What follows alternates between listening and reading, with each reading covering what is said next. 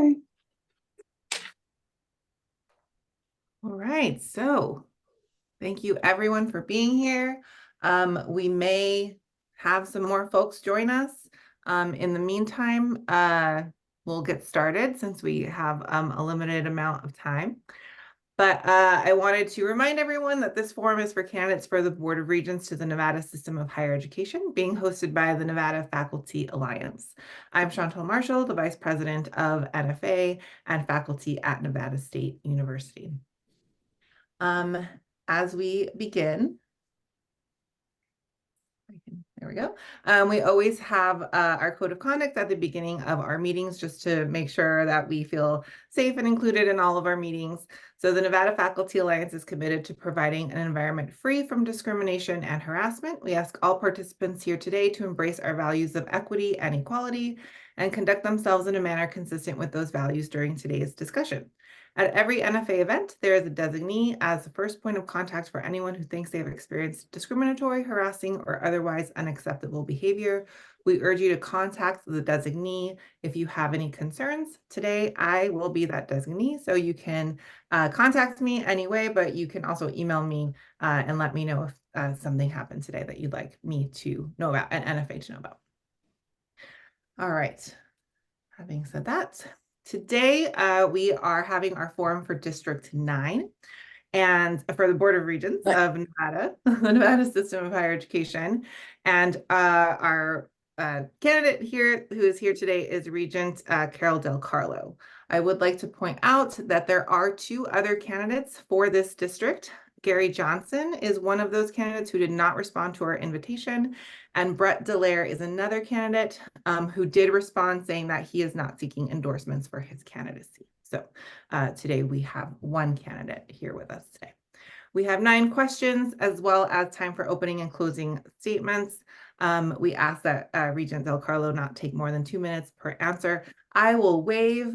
So if you see me waving, that means reaching the 2 minutes.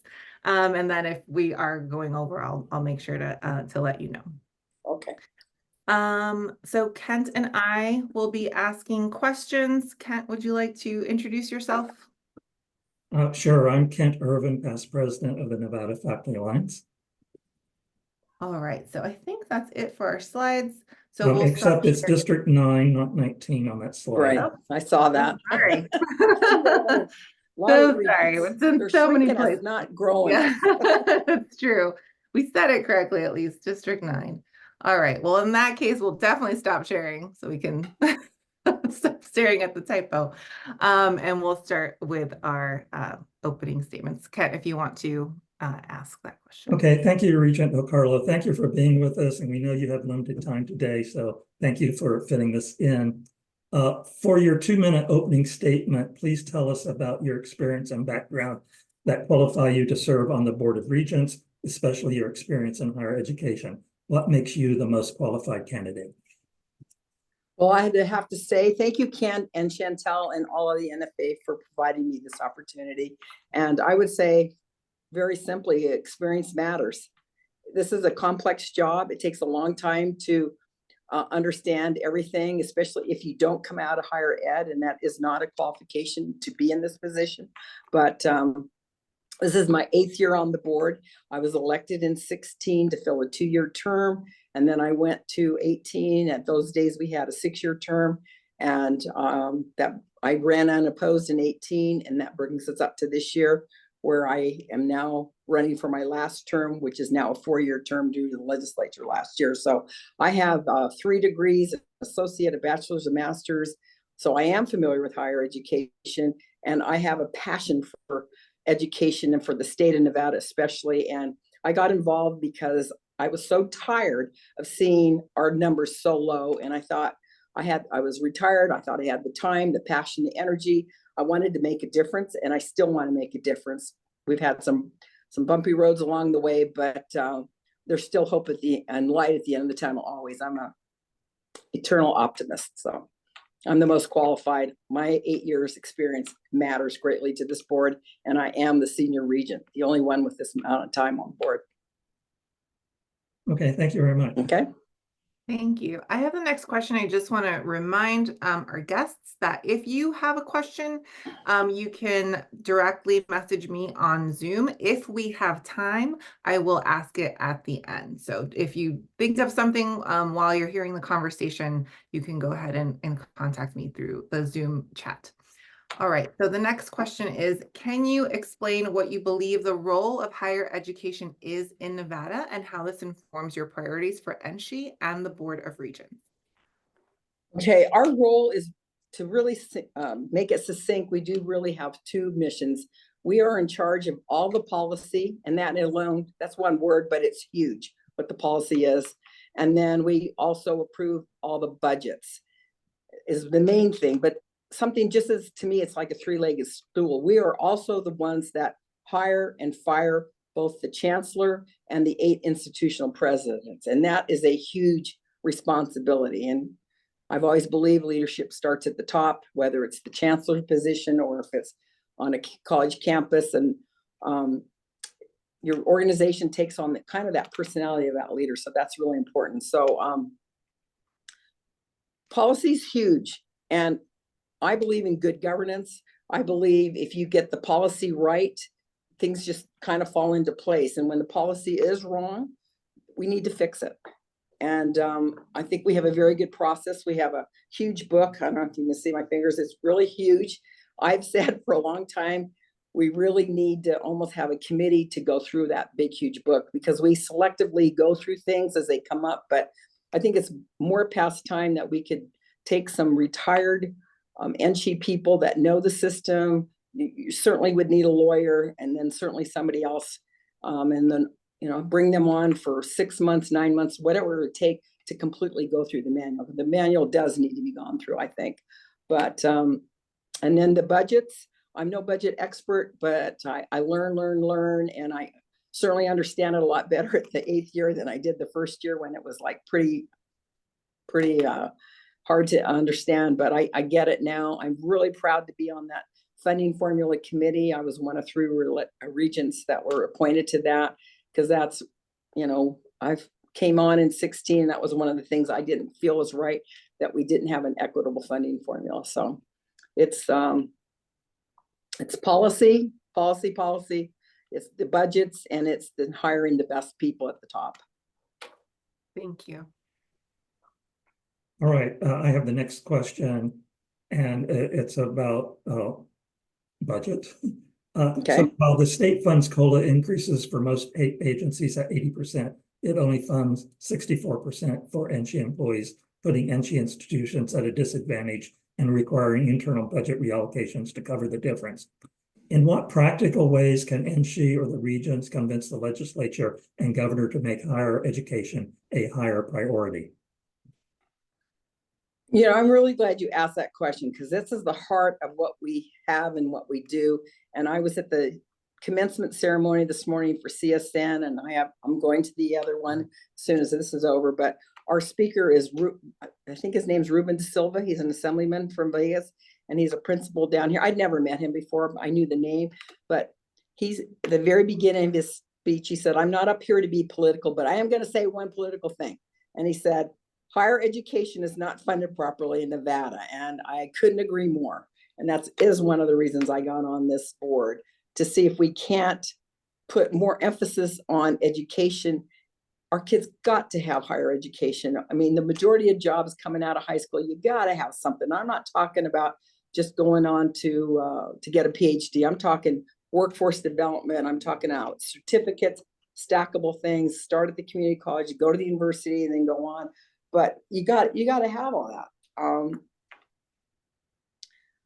I think it's criminal. I'll just use the word criminal. It's criminal that the legislature made that mistake, or LCB, or whoever, and nobody takes responsibility. It was, I guess we could have, quote, sucked it up at 1%, but when you're going 12% increase and 11% increase, and you deserved it. I mean, you can't be competitive when you're not paying market price salaries. And I come out of my corporation that I worked for in my 21-year career, we did salary surveys yearly, because we were one of the big 3 automakers, and we're competing for that talent with the other 2 automakers. So why they don't look at higher education the same way? Of course, our best are going to and brightest are going to go if they can make $5,000 to $10,000 more a year, especially when the cost of living's gone up so much in this state. So I think it's wrong. We have to completely, I went on this funding formula committee. I know we have to stay within the scope, and the scope's not saying any new money. But I think within that project, I'm asking for those lists of things, and this is one of them. How much does it cost our institutions since this mistake was made?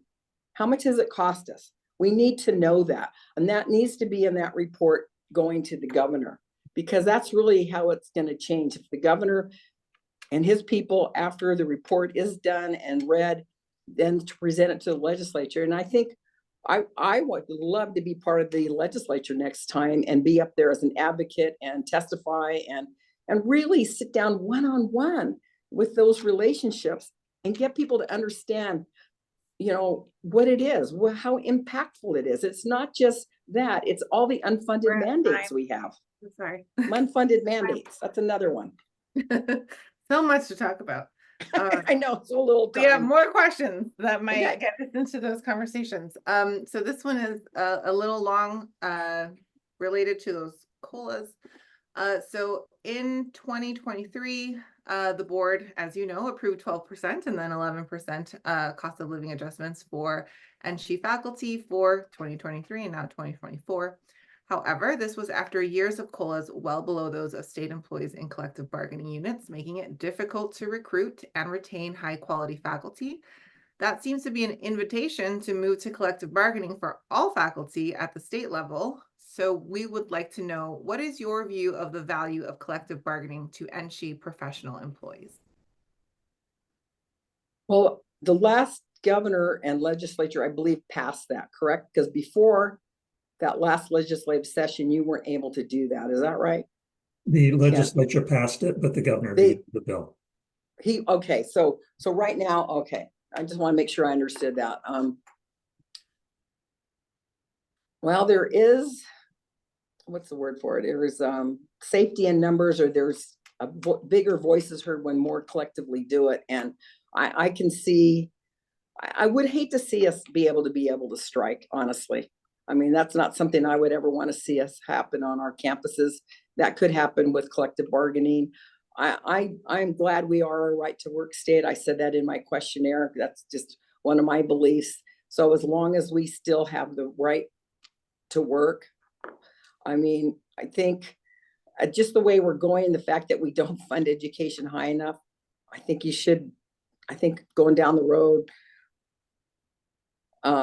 we're going to have to look at collective bargaining more to get what we need. Because I mean, you guys are the boots on the ground, all you faculty people, and you know what's going on in these institutions. You know where we could do better, where we really desperately need the funding. It breaks my heart to see the University of Nevada, Reno, which is a R1 institution, have to cut faculty because they can't keep all those faculty positions open, plus make that COLA. And I know Kent and I, we've had some other conversations on that, but and maybe there's some ways, but if we hadn't had this hole going from when the COLA wasn't funded properly, we may not have to have all those positions cut. And I know CSN's had to cut. Dr. Zaragoza said that in our meeting with the funding formula committee, how many positions he had to freeze to meet it.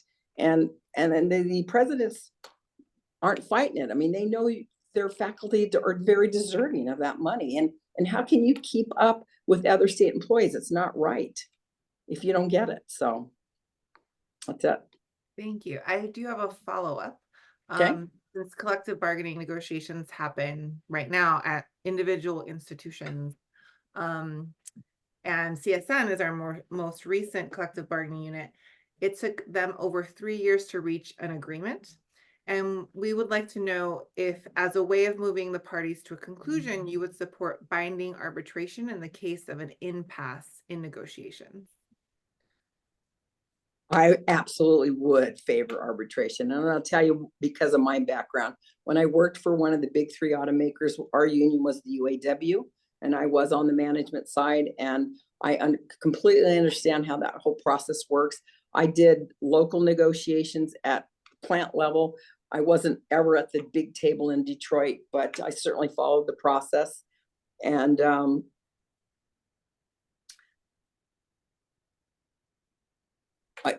I lost my train of thought. I'm so sorry. But, The question is about binding arbitration. oh yeah, binding arbitration. Thank you very much. Yes, I think Barbie, I've had discipline cases where it goes through the collective bargaining steps, the grievance steps, and it ends up at the umpire, and sometimes it takes 2 years for those cases to be heard, and the clock's ticking on the employees, you know, time and benefits and all that. And sometimes we win, sometimes they win, but it's an outside person that's reviewing it. And it takes all the emotion and out. It's just the facts. And that's what it should be at that stage. So I am all for a mediation. And I've even talked to Kent about it before, for when the regents would get pulled in when there'd be somebody fired, I guess, at the level at the university, then would come up to the regents. I personally don't think we have any business in that for a 1 to 2 hour meeting. I mean, come on, and we're going to then say no to the president when we've only read or gotten briefed on something for a short period of time. I think it's really wrong. So don't ask me to come sit in those, because I don't think we belong there. I will do it because it's my job, but I don't see how I could ever say not agree with the president after it's been vetted so much at the faculty level, because you've got your whole process at each institution. So if your process isn't working, then maybe that's where the mediator needs to come in, not with the Board of Regents. So thank you. Right. This is delving into the leadership at NSHE. Most candidates have told us that the regents should hire good chancellors and good presidents and let them run the institutions without micromanaging from the Board of Regents. But the Board of Regents tend to get only reports filtered through the presidents and the chancellor with little, if any, independent validation.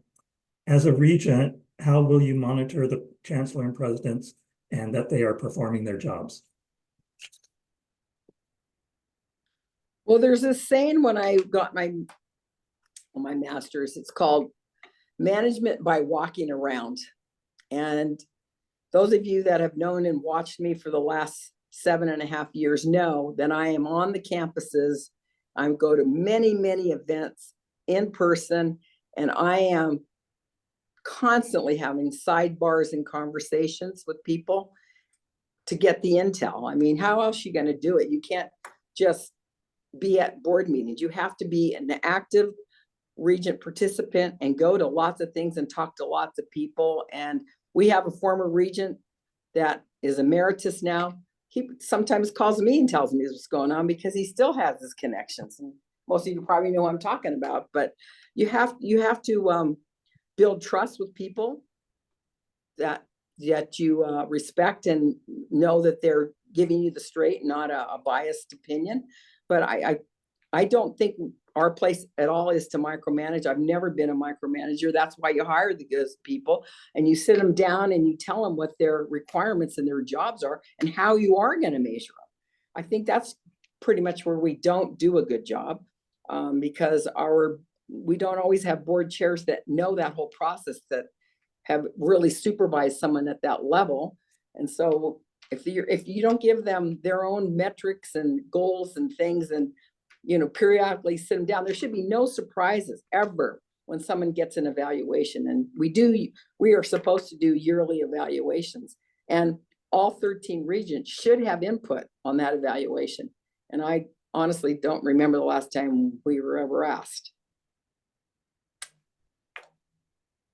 Okay, thank you. Chantel, you have me down for the next one too, so I'll go ahead. Yeah. This is about academic freedom and shared governance. The NSHE Code affirms the importance of academic freedom and tenure. Please explain your understanding of academic freedom and tenure in higher education. What is the value of academic freedom and tenure for a system of higher education? Okay, I truly believe in academic freedom. I think all viewpoints, you may not agree, but all viewpoints need to be heard in a very respectful and dignified manner.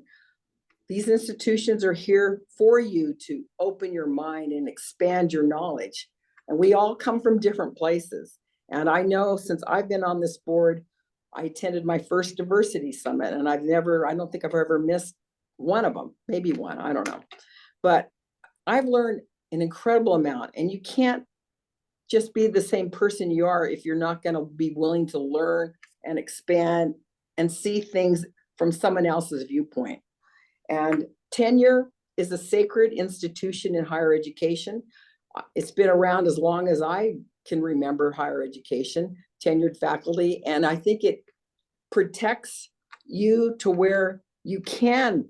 They go hand in hand, tenure and academic freedom to me, because tenure gives you that security of knowing that whatever it is you say, that could be controversial, that could be, really shocking maybe sometimes, that you're not going to just get fired for saying that. And you shouldn't ever get fired for saying that unless it's like really, really awful. I mean, come on.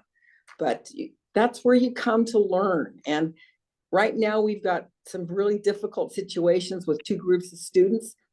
It'd be really wonderful we could get those students to sit down and at least talk to each other.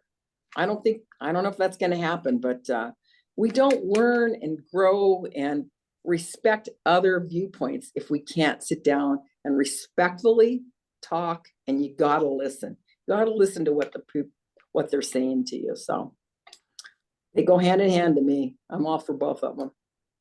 Okay, thank you. And to follow up on that, in light of the tradition of shared governance and academic freedom, where do you draw the line of which decisions should be left up to the faculty versus policy that's set by the Board of Regents? Oh man, can you give me an example of something? Like what?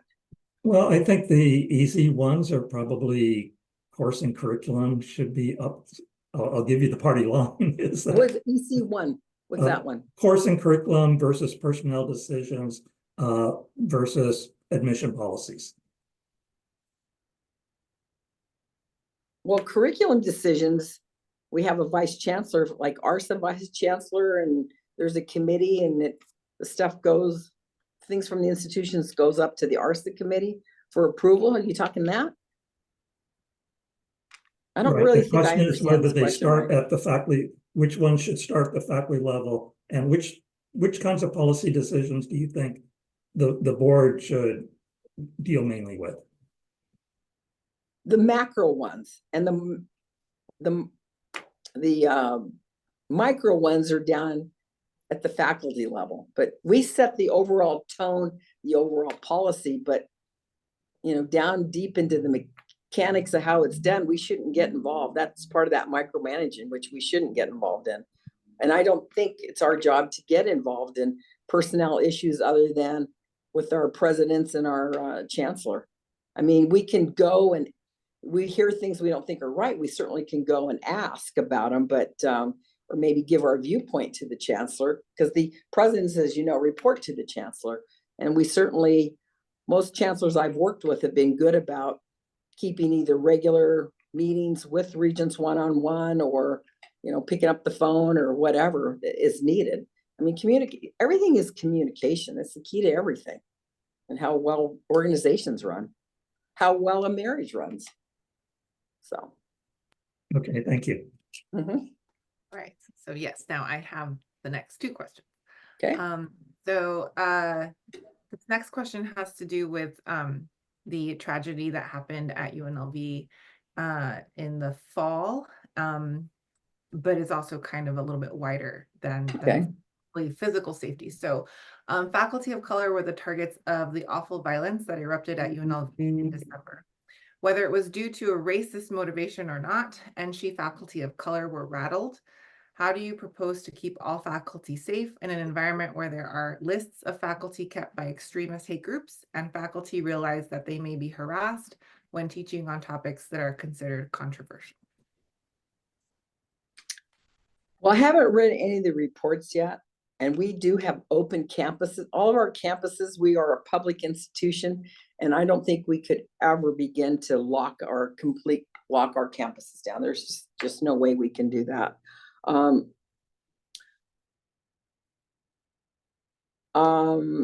I think that person was obviously disturbed. The person that did this horrible thing. Of course, the faculty were rattled, the students were rattled, the community was rattled. I had COVID up north and was rattled, and I cried. It was a horrible thing, and it's something you read about. Did you ever think it was going to come to our campuses? No, but if this is the world we live in today. I'm really confident that we have the right people. There's a committee that's been formed looking at all the security and changing the codes on doors or whatever it is we need. They did go to the legislature. This committee did, asking for an appropriation, which was given. But from what I understand, it was millions of dollars. And it went to all our institutions, not just UNLV, because campus safety is a huge concern to everybody. I've been really proud of the students on both sides. We have not had the problems, the encampments, the problems. We have some problems, sure. And I don't know if you know about the speech at the morning UNLV commencement ceremony. They had an approved speech and then pulled out their own speech, which was inflammatory to a lot of people. And it wasn't in the paper down in Las Vegas. But I've been very happy to know that our students have followed the guidance and it's been enforced. And both presidents on our two major campuses have been very clear that the students have every right to protest. That's almost like a rite of passage when you're in college. I mean, really. But as long as it's peaceful, but once it breaks any laws or goes over those boundaries, then other action will be taken. And we're not there. And I came to a board meeting. We had the corner coming into the board meeting, had a handful of protesters, but still protesters. We had two different groups at the board meeting that stayed away from each other, but they were there and we listened to them. Thank you. That's time. I know, again, all topics we could I know. Thanks for. And so the next question does have to do with our students that we serve. So the majority of students and she serves come from first generation and historically minoritized backgrounds. What initiatives and supports do you think are crucial to help with recruitment and retention of these students? I think one of the best things we have going, and I don't know how widespread it is, but that summer bridge program where you take the student from the high school. And of course, our TRIO program is a wonderful program. We've got people that are in the NFA at high levels that are TRIO graduates. I myself am a first generation student, and they had all of us stand up at first generation this morning at commencement. But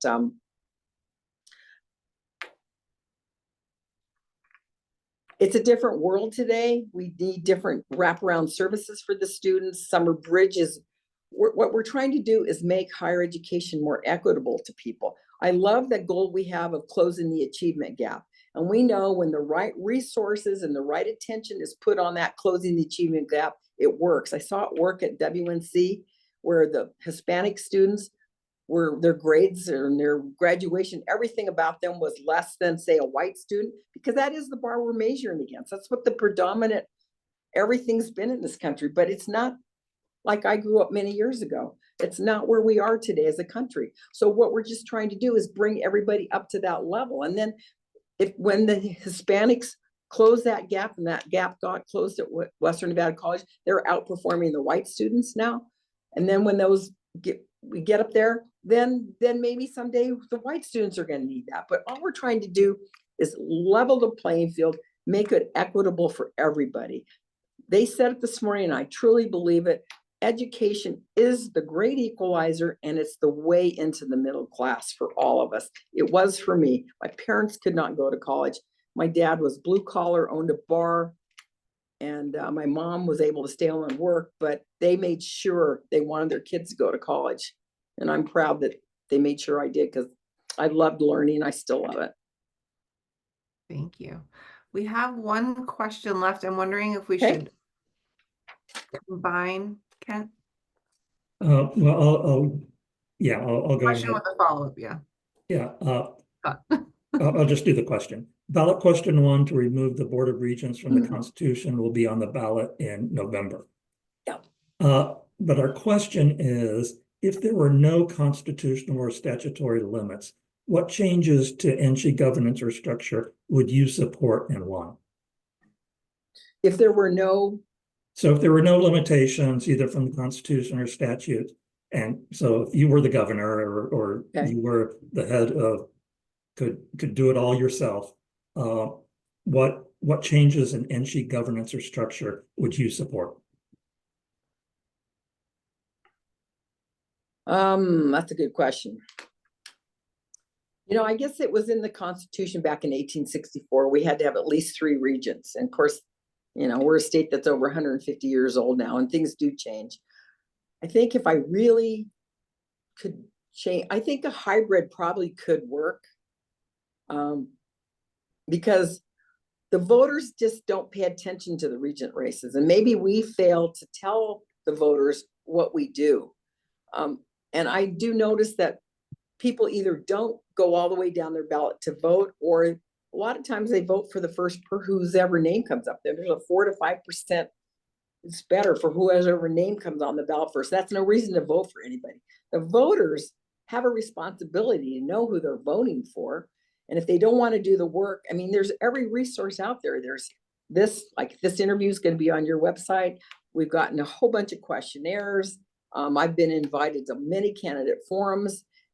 That's how you get informed. Short of that, if you don't know who to vote for, call up a friend that follows it. I didn't know who to vote for all the judges. One of my friend's husband was a district court judge. So I called him and say, which is the better judge? Or I know somebody that administered the court in Reno, in Washoe County, where I live. She was the court or the administrator of all the judges. She's an attorney herself. So I would call her and ask her. I mean, short of just doing the homework yourself. So I think a hybrid board could work. What I really have a problem with on question 1 is they're not telling us what it is they want. They just want it. But what are they going to do differently? And when you go to vote in November, how are you going to vote for something when you don't even know what they want? Other than I see it as a power and control issue. And, you know, we get what the voters send. So someday, are we ever going to go to appointments for our senators and our assembly and other officers? I mean, come on, people. If you're going to register to vote, you need to be engaged in your government and know what you're voting for. Well, that's time on that question. Thank you so much. That was all of the questions we had. Okay. We unfortunately, we only asked for half an hour from you. Okay. So we want to be mindful of that. So we will not have time for questions from the audience, although we did have some. So be prepared. You may be asked those one-on-one at some point. I'll take a question. I don't have to be back there till It's we're going back for graduation. I keep got it- about 5 yeah. minute more. Well, just to keep it all on the, Okay. same page for all candidates, we'll leave it at the same time. But we do have Okay. you have the opportunity to give us a closing statement. That's what we really want to make time for. So if you want to give a couple minutes closing statements, you can touch on things that you already talked about and expand, or anything we didn't ask about that you'd love for us to know. The time is. Okay. I am seeking my last and final term on this board. I feel like I have a depth of experience and knowledge after being here for over 7 years. I do my homework. I read it all. I ask the questions before the meetings. I don't come to the meetings unprepared. I think that is a huge responsibility on our part.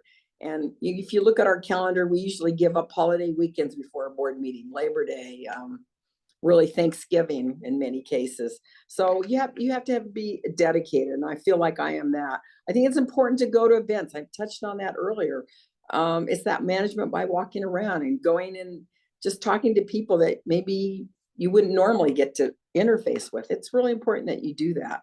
I'm also very involved with the Association of Community College Trustees. We are one system, but part of when I ran in 2016 in my rural district, and I represent 7 rural counties and a piece of Washoe, the rural area, is that they need a representation too. I never thought the funding formula was fair to base it on weighted student credit hours for full-time That's a university, but we're part-time in the community colleges. So I just don't think the funding's ever been right. I was hoping to get on that committee to help do that. And I'm also part of the Association of Community Colleges Trustees. We meet and have a legislative summit in February where we lobby and go up the hill. And I'm the first Nevadan to ever been elected to their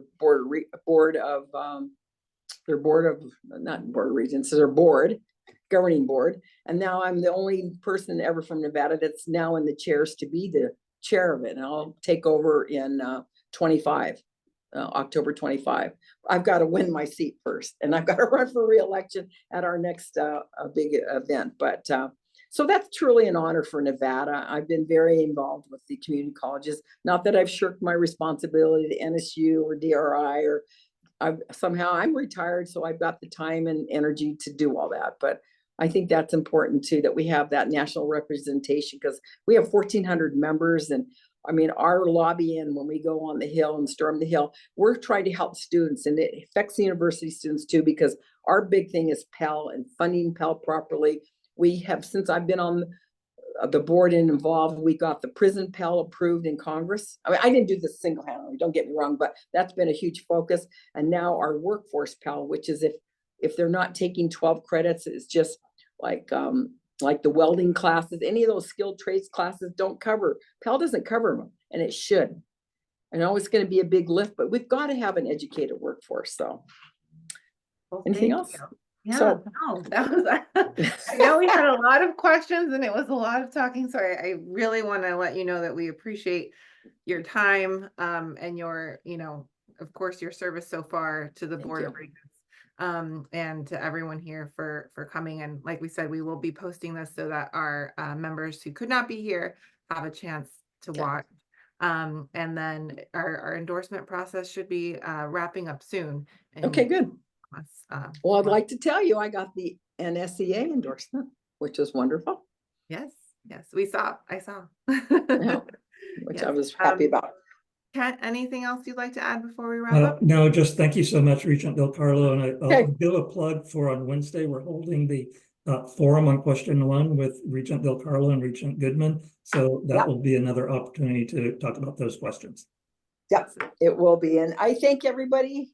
Thank you for taking the time. And those of you watching later, I'm very accessible. My phone number is 775-846-9909. I'll call you back. It's on my campaign cards.